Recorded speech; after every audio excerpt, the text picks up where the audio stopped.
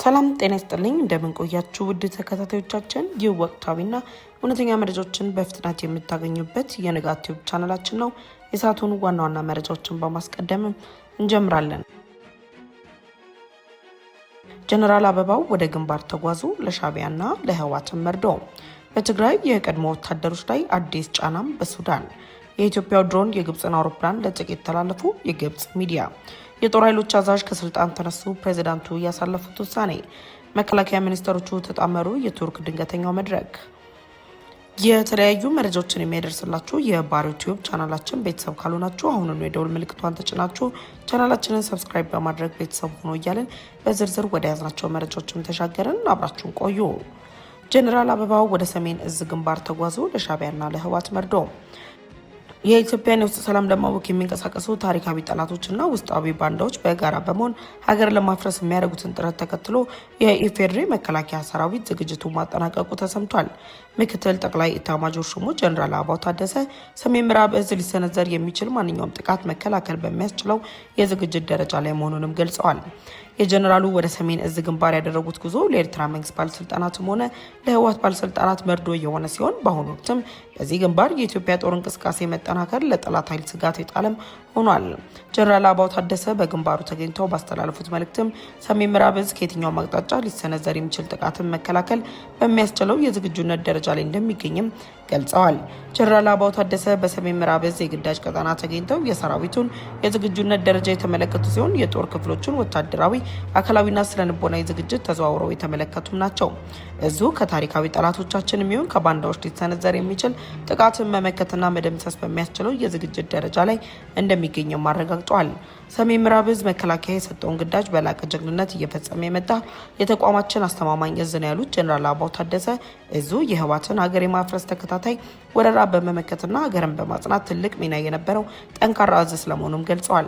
ታሪካዊ የኢትዮጵያ ጠላቶች በማለት የሚገልጹት ኤርትራና ግብጽ በቀጥታና በውስጥ ባንዳዎች ኢትዮጵያን ለማዳከምና ከልማቷ ወደ ኋላ ለማስቀረት ሌት ተቀን ሲሰሩ ቆይተዋል ያሉት ጀነራል አበባው ታደሰ ምንጊዜም የኢትዮጵያ አለኝታ የሆነው የኢትዮጵያ ኢፌዴሪ መከላከያ ሰራዊት ጠላቶችን አንገት በማስደፋት ኢትዮጵያን ወደ እድገት የምታደርገውን ጉዞ እንዲፋጠን የህዝቦቿን ሰላምና ደህንነት የማስጠበቅ ታሪካዊ ኃላፊነት መወጣቱንም ገልጸዋል። በትግራይ የቀድሞ ወታደሮች ላይ አዲስ ጫና በሱዳን። በአዲስ አበባና በካርቱም መካከል የተፈጠረው ውጥረት እየተካረረ መምጣቱን የሚገልጹ መረጃዎች ይፋ እየወጡ ይገኛሉ። በካርቱም ኤርፖርቱ ላይ በተሰነዘረው የድሮን ጥቃት ምክንያት በፖርት ሱዳንና በአዲስ አበባ መካከል ያለው ውጥረት እየተባባሰ በመምጣቱ በሱዳን ተጠልለው የሚገኙ የቀድሞው የትግራይ ወታደሮች የሱዳን መደበኛ ጦርን እንዲቀላቀሉ ከፍተኛ ጫና እየተደረገባቸው መሆኑን አፍሪካን ኢንተለጀንስም ዘግቧል።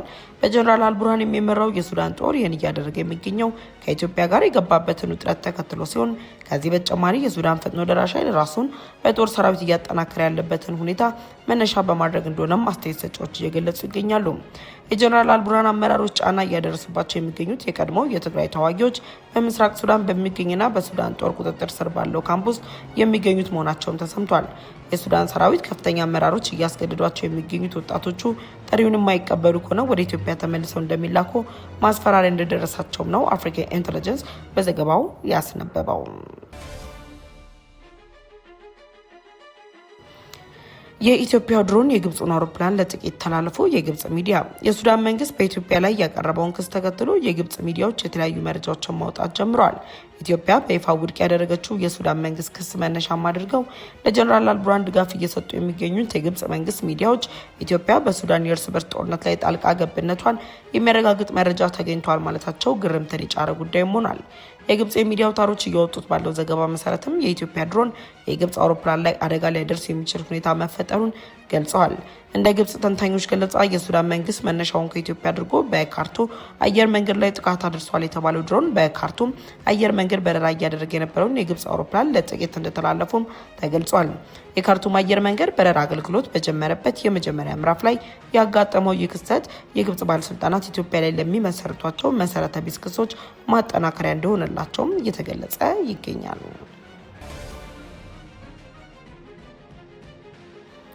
የጦር ኃይሎች አዛዥ ከስልጣን ተነሱ። ፕሬዝዳንቱ ያሳለፉት ውሳኔ። በቅርቡ የውጭ ጉዳይ ሚኒስትራቸውን በአዲስ የተኩት የደቡብ ሱዳኑ ፕሬዝዳንት ሳልቫኪር በመንግስታቸው እያደረጉት ያሉትን የስልጣን ሹምሽር አጠናክረው የቀጠሉ ሲሆን በዚህም የጦር ኃይሉን አዛዥና የፋይናንስ ሚኒስተሩን ከኃላፊነት ማሰናበታቸው ተሰምቷል። ፕሬዝዳንቱ ገና ስልጣን ከሰጧቸው 15 ቀናት ያስቆጠሩት የፋይናንስ ሚኒስተራቸውን አቶ ሳልቫቶሬ ጋራንጋ ማቢ ዮርዲትን ከስልጣን ማንሳታቸውም መነጋገሪያ ጉዳይ ሆኗል። ፖለቲካዊ የሆነ አንድምታ የተሰጠው የፕሬዝዳንት ሳልቫኪር ውሳኔ በቅርብ ዓመታት ውስጥ በመንግስታቸው ከፍተኛ የስልጣን እርከኖች ላይ ደጋግሞ የሚያደርጓቸው የሹምሽር ለውጦች አካል ማዕከል መሆኑም እየተነገረ ይገኛል።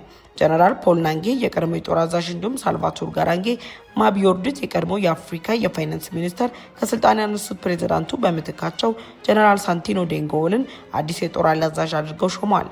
ጀነራሉ እንደ ፕሬዝዳንት ሳልቫኪር ሁሉ የባህር ኤልጋዛል ተወላጅና የፕሬዝዳንቱ የቅርብ ሰው ሲሆኑ ከዚህ ቀደም እንደ አውሮፓውያን አቆጣጠር ከ2020 እስከ 2024 በዚሁ የጦር አዛዥነት ማገልገላቸውም የሚታወስ ነው።